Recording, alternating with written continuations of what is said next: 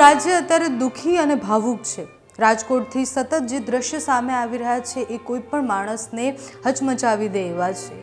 વિજય રૂપાણીનો પાર્થિવ દેહ અત્યારે એમના રાજકોટના નિવાસસ્થાને છે અને લોકો ત્યાં અંતિમ દર્શન માટે આવી રહ્યા છે।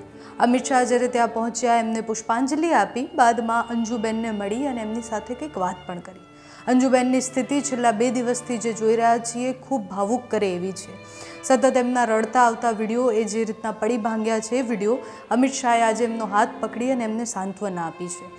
પાર્થિવ દેહ અત્યારે ત્યાં અંતિમ દર્શન માટે રાખવામાં આવ્યો છે। એના પછી અંતિમ યાત્રા પણ નીકળશે। રાજકોટના રસ્તા પરથી જ્યારે અંતિમ યાત્રા નીકળશે ત્યારે રાજકોટના લોકો કેટલા ભાવુક થશે એ પણ જોવાનું છે, કારણ કે હમણાં જ્યારે પાર્થિવ દેહને ઘર સુધી લઈને લાવવામાં આવી રહ્યો હતો ત્યારે ત્યાંના લોકો કહી રહ્યા હતા કે અમે હવે નોંધારા થઈ ગયા છીએ। વેપારીઓ દુઃખી થઈ અને એવું કહી રહ્યા હતા કે વિજયભાઈ રૂપાણીએ એમના કાર્યકાળ દરમિયાન અમારા માટે જે કર્યું છે, હવે કયા નેતા આવીને અમારા માટે કરશે। એમણે જે આપ્યું છે એ ક્યારેય વિસરાય એવું નથી। આખું રાજકોટ, આખું રાજ્ય અને બધા જ અત્યારે દુઃખી છે। પૂર્વ સીએમ વિજય રૂપાણીના અંતિમ દર્શન માટે બધા જ રાજકોટ આવ્યા છે। રાજકોટના લોકો રસ્તા પર ઊભા છે એમના અંતિમ દર્શન કરવા માટે। ત્યાંથી આવેલી ભાવુક તસવીરો જુઓ કે જેમાં અંજુબેન અમિત શાહ સાથે વાત કરી રહ્યા છે।